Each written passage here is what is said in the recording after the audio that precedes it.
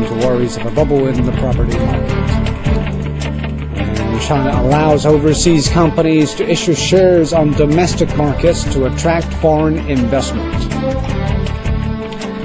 Hello and welcome to BizChina on CCTV International. I'm Zhou Yue in Beijing with 30 minutes of the latest in business. But first, let's take a look at the top stories making headlines. A 7.1 magnitude earthquake has rocked northwest China's Qinghai province, killing at least 300 people and injuring at least 8,000 others. The quake struck Yushu County in the Tibetan Autonomous Prefecture of Yushu just before 8 a.m. local time on Wednesday. Telecommunications were temporarily cut but have been restored.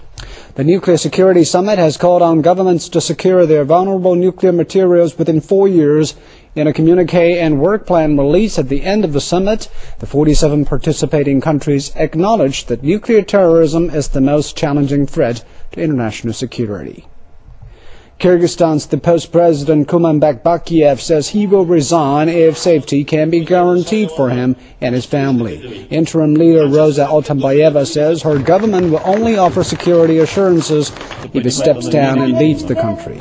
She has declined to offer immunity to Bakiev's family.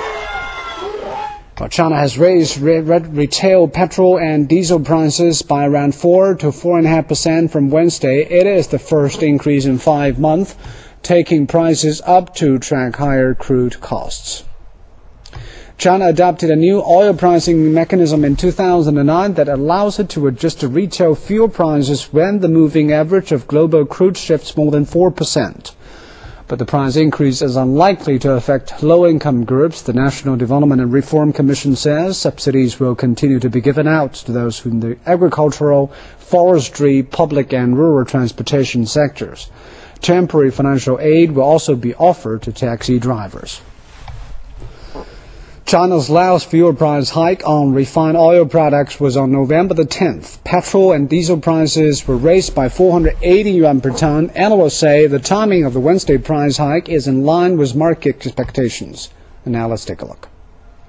Zhou Dadi, director of the Energy Research Institute under the National Development and Reform Commission, believes the price hike is modest. He says even after the increase, the overall crude cost in the country will still be under $85 per barrel. He points out the global average has already exceeded $85 a barrel. Due to high global crude costs, some oil refineries in China have stopped production. But Mr. Zhou says Chinese petroleum companies are refining nearly 20 million tons of fuel products every day. That's why they can still make considerable profits even when global crude prices stay high. He believes the price hike is likely to help refiners improve their profit margins. Dong Xiucheng from China University of Petroleum says the 320 yuan per ton price hike is way below what the market had expected, which was around 700 yuan per ton.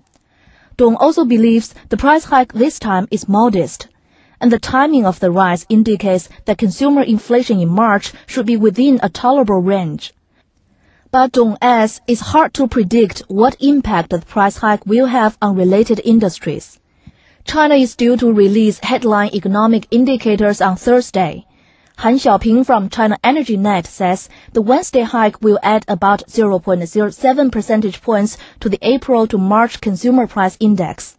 He adds inflation pressure still exists, while some southwest Chinese regions are suffering from drought. Chinese oil refiners still have room for profit margins. He believes all these factors have determined that the price hike this time cannot be too high. Feng Ling, CCTV. China has raised domestic ex-factory jet fuel prices by about 10%. Petrol and diesel prices will also rise by about 4% from Wednesday. It is the first fuel price hike in 5 months and comes amid higher crude costs. Ex-factory jet fuel prices are different from the rates that the China National Aviation Fuel Holdings charges users, including airlines that combine domestic and imported jet fuel costs. Well, global oil fell for a fifth day on Tuesday to around $84 a barrel on dim economic signals and warnings that higher